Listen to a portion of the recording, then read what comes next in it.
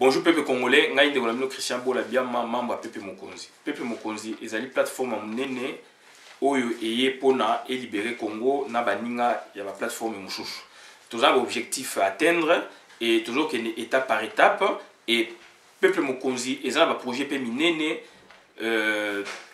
donc bogoye bagayango na ba mikolo koyaka et puis surtout toujours koya na Kinshasa et tant koya na Kinshasa to salaka on va bénir démocratie participative puisque démocratie o ezali kuna entre guillemets institutionnelle biso ko za participative donc ngelo banini to créer ka ba cellule ou école ambulante ya démocratie na ba balabala batu base ba militant na biso ba ko banda côté ya politique ba banda côté ya démocratie na ba balabala ndenge bomona ka ba pasteur ba évangéliste ba teaka parole ya nzambe na ba balabala na ba wenze etc. Démocratie to tang sanga yango ndengwana puisque to moni mbutu ezali mingi peuple congolais za ko comprendre kaka politique té puisque ba politicien mingi bazali pona ko enfoncer bango ko kosaka bango but na biso bata peuple mokonzi o to ko bundela mabele Congo mama Congo but na biso puisque to za ba sentinelle na bino but na biso ezali il faut comprendre les politiques. Il faut ndima politique, bolinga politique, to instaurer démocratie. Ndengo melaka mai olinga ko mela mai ndenge il faut linga politique. Et ba politicien mingi bazali wana pona ko kosa bino et biso tozana pona ko contrer bango. Donc tozana pona ko contrer bango yango tozana pona ko lobaka vérité et la vraie vérité politique. Donc ça dit sur ce makambu ezali mingi na mboka wana ya kosala et tokoki ko accepter ka jamais ba guignol politique. Ba le kaka, ba le bara n'importe quoi, ba guignol politique, ba zo ba responsabilité na mboka wana, mboka ba koko na biso, mboka ya yo ya ngai ya koko na yo ya ngai ya ye kuna ya biso nyonso et lelo yo ba seda yango na ba tuti power et place nde kande ezali place wana. Soki mwana mboka zali na mutu ya mboka, tongo to sola masolo ndenge mususu. Mais tant mwana mboka zali te ezali nde ba tuti ba étranger et sengeli to dégager bango et to dégager bango à l'unisson et na yango donc sur ce toujours le ba mutu moko a joué échec té mutu moko a polité donc échec ezali côté ba rwandais puisque tala lelo yo ba schéma nyo sa zo sala zo simbaté ezali ba congolais mutu ba sala ngote ezali ba rwandais tout power et na yango to za ko attirer ba tension na ba ndeko na biso ba congolais donc tous à la unis. Donc, to bengana mwana wana biso to bata soulèvement populaire mais toza na œil sur l'organisation fonctionnement ya Congo mama Congo. Mama Congo soka za malade biso tozali malamu te. Mama Congo soka zali ko tambola malamu te biso fait déranger biso. Puisque ya ngonde mute boti biso ya ngonde mute pesi biso boigner pesi biso courage. Donc bato wana ba yebi mboka na biso malamu te baza pe na aden ya mboka wana te. De Bazali sans état d'âme, Baza Koyiba et Koyiba sérieusement. En peu de temps, Tani Bakom a plus de 500 milliards de dollars les tout power. Et les loyo va dénoncer Bango même Tina Tanzanie. Puisque Batuti Bazali pe et Tini Oezali Tina Tanzanie. Donc Utu Batuti, donc Bantu Bazati Kuna, mais t'as la manœuvre Oyo pouvoir Oeza en place. Na parti politique na yango ba dénoncer manœuvre oyo ba touti balingi ko sala tikuna donc but na bango ezali ni pona base na hégémonie na domination sur l'Afrique orientale ou de l'Est et puis ndamu ya Afrique centrale et regardez pasteur munene révérend Christopher alobi na Tanzanie kuna makam oyo kanambe azali ko sala mboka na biso ndenge système Kagame ba imposa biso donc un outil au ba PC combo Kabila alors que c'est un outil puisque ba yebi akola ki na Tanzanie et manœuvre on a peu bazali comme memango ko na Tanzanie et ba Tanzanie et ba touti gouvernant actuellement ba moni que ça dangereux et tini wana lingi et asseoir hégémonie sur une grande partie de l'Afrique et na yango ezali mawa mingi na yango nde sikoyo do ba sengi vraiment donc vigilance makasi na niveau na bango et puis ba dénoncer et loko o ba sali na Congo jamais ko ça mais pas na bango ba tela biso touti papa Honoré Ngwanda aloba ça fait 15 ans les loyo donc misala et monani donc vérité et yaka maleme l'escalier et yé et si et ya mais et yé puisque Congolais n'ingande mutu mususu libanda lo bapona yandima ndekole soka lobi Congolais ndima kate donc na yango donc révérend Christopher Mtikila a dénoncé Tuti Power a dénoncé kana mine bachaye awa et na yango toujours c'est la batu football ba jeu politique na culture politique. Et ça deux choses différentes. Puisque culture politique est nini, jeu politique est nini. Puisque culture politique, il faut investir dans la mission divine pour na misala na yo, na comportement na bolingo na yo au sein de la population. Mais jeu politique ezali par exemple lobby oro en face par exemple na ba rebelle au traité na bango puisque ba rebelle ba ko envahir mboka na yo donc esengeli sikoyo ozo ba engagement en tant que autorité en tant que gouverneur pour na obengana bango. Ça c'est le jeu politique. Et jeu politique aussi tu te retrouves en mini na communauté internationale puisque communauté internationale ça na échelle belé niveau mondial, niveau continental, niveau sous régional et puis niveau zonage. Donc na yango donc il faut boyer ba yango makasi penza. Donc kanambe alinga te suka na ezali na CPI. Matata poyo Rwandais wana le loi c'est gouvernement matata poyo 3 suka na ezali CPI. Na bandi na bango nyonso wana suka na bango ezali ba CPI. Yemoko kanambe tanga okende kuna yemoko ocha liste molai ya batu oyo basalaki na ye o basali ke lelo mboka wana se retrouver na niveau wana. O basali ke mboka na ezala piller. Donc ça dit biloko wana il faut boyer bayango puisque mindele basakana kate. Mundele atala ba intérêt na ya sakana kate. Apesa ki yolobi ngwende, lobi akolongola ngwende na kopesa mutu mususu ngwende. Donc eloko wana sengeli boyer bakayango. Puisque ndeko na bango moko ya makila na bango roi Léopold II ba pesa ki pouvoir a créé état indépendant du Congo a créé ki yango tant d'exercice les kaki mingi kaka mindele kaka bango moko et bandaki na Angleterre na Morel je pense journaliste a dénoncé babani ko komatiti ba mindele kaka communauté internationale tant wana n'échelle mondiale basay nini bazaki décision pona yé atika état indépendant du Congo soit Belgique azongo soit France azongo. Donc ça dit bandeko na il faut boyeba kanamba zali roité. On avait un maréchal Mobutu babengi dictateur. Donc les autres comme on a pu vertir Mobutu n'engezalaki. Donc kanambe suka na ezali CPI. Mundela zali muto basakana kana yete. Mundela zali ndeko na yote. Azali mutu lokola yo mais azali ndeko na yote. Mundela tala ka intérêt na ye. Mundela lota la technologie. Mundela lota l'avancement ya technologie, lota l'avancement en science. Mundela a besoin ba boucho ba na yote ko utiliser yo puisque ça a besoin de loko boyer et ko servir na science, la technologie. Mais ça a besoin na yote. Kanamba kanisa ike ba mindele ba camarade na ye lelo ko muna mutambu asuki akosuka esuka na ezali CPI. Suka na ezali CPI bozo kaka état indépendant du Congo. Roi Léopold asuka ki wapi ba botola ki ye yango et lelo kanambe akomi na suka ba ko botola ye mbongo ya tshela ba banque na ba paradis fiscaux ezala contrôler toujours na ba américain total ba documentaire awa akobomba ngo libanda ezali ngando akimi e balake na mbula donc yepe ba ko botola biloko wana akobimaka piaka ba ko sambisaka ye ba ko kangaka ye na groupe na ye to yebisa bino apesa bandeko na ye ba nationalité puisque nationalité ezaka justifié na certificat de nationalité donc il faut yebima na journal officiel akoki kosala eloko wana te to démontrer yango na soni wana basali ni apesa bango na CPI bimisi pona Bosco Tangana donc sali basali batu o baye pona intérêt ya biso te baye pona ko détruire Congo donc il faut tous ala uni peuple congolais tous ala uni donc na yango peuple mokozeli ko ya peuple mokozeli ko installer na Congo donc cellule ya démocratie donc école à démocratie donc école ya politique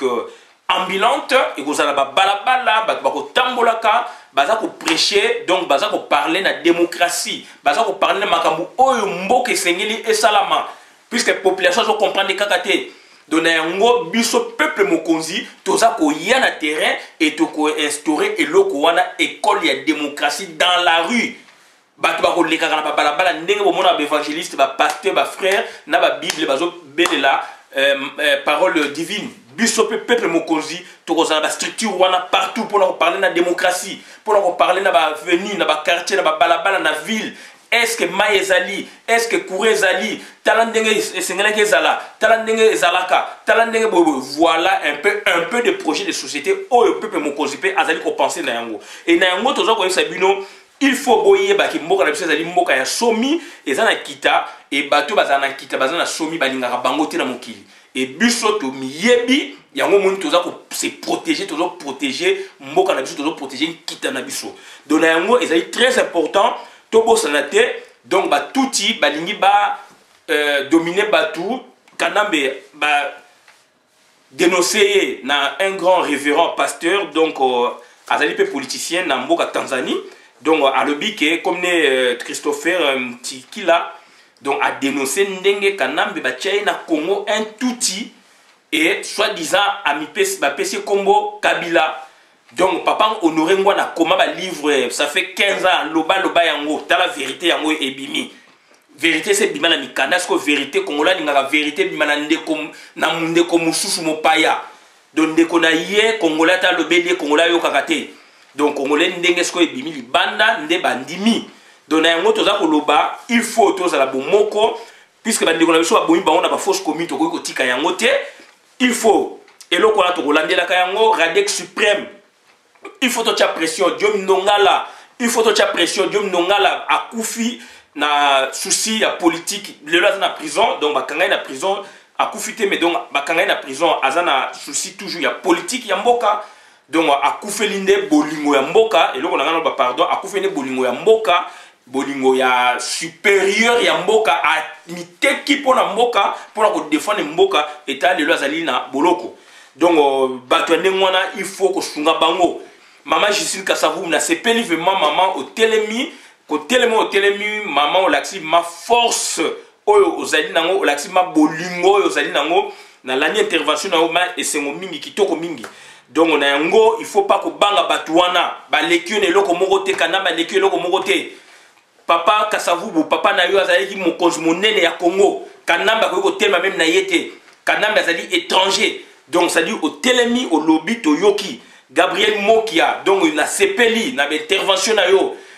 Albert Moleka na sepeli na intervention na bino. Donc il faut continuer bo banga mutu moko te mboka ezali ko kene futo boto la yango et longue comme peine. Moïse Katumbi, il faut tous en a beaucoup d'attention et puis parce que makambu oyo salami ezali ba flou artistique ezali trop mais na sina komaka statut que Moïse Katumbi a été choisi déjà ça fait 1 année et demie. A choisi déjà quand il y a Bilaye Moko Moutou Kanambe a choisi entre Moïse Katumbi et Kamere. Moïse Katumbi n'a pas la remplacer. Il faut biso diaspora tous la vraiment attentif to et loko nini to sala ka lobby puisque batuana lobby biso to ba élection te to ba soulèvement populaire ba koyela ka biso mbinzo a wana diaspora to ba ligne de conduite ni to zali na yango. Et donc, nous avons attiré attention à Bandeko, puisque la consultation est commise individuellement. Tu as déjà la fuite. Tu as déjà Bandeko par-ci par-là. Donc, et là, comme on rejoint la diaspora, ils ont diaspora, ils ont unis. Donc, nous avons fait un bolingo, et Kamere, il faut zonga na mboka na yo. Il faut zonga na mboka na yo. Au Canada, l'équipe na mayele pété. Ba professeur ya université ba tangisi yo kuna yo l'équipe ba mayele puis ba tangisi ozu mayele na Congo bien que science za université mais ozu mayele na Congo l'équipe mutu na mayele té donc ça dit to yebi na Congo il faut zonga na mboka na yo donc ozali enquérir au même titre banti valeur to interaki le 28 août na Bruxelles donc to yebi yoté au ça l'appel l'église catholique tout ça on te connaît pas donc on n'a pas besoin de toi de tes compétences. Va les vendre ou va les exploiter chez toi, au Rwanda ou au Burundi. Voilà. Donc, Papa Mountoutou, merci vraiment à CPLI, la réflexion poussée. Au sein de l'analyse, on a moko ya mboka. Donc, il faut buno, tenant, cofondateur IDPS, il faut bolobaka pour la population et yoka. Ma te yawan est très important. Yawan de ko vivifier biso et ko vivifier aussi l'équipe baza ko lana na sima. So bino bolobite mutakolo banani. Donc, na yango toza koloba boye. Biso donc l'état tango azako sama solo te biso tozali wana pona ko dénoncer puisque biso to wutaki na ba clan na ba tribu avant mundela ya et na ba clan na ba tribu na biso Chega zalaka te Fazer azalaka te Nzale zalaka te donc moi na soki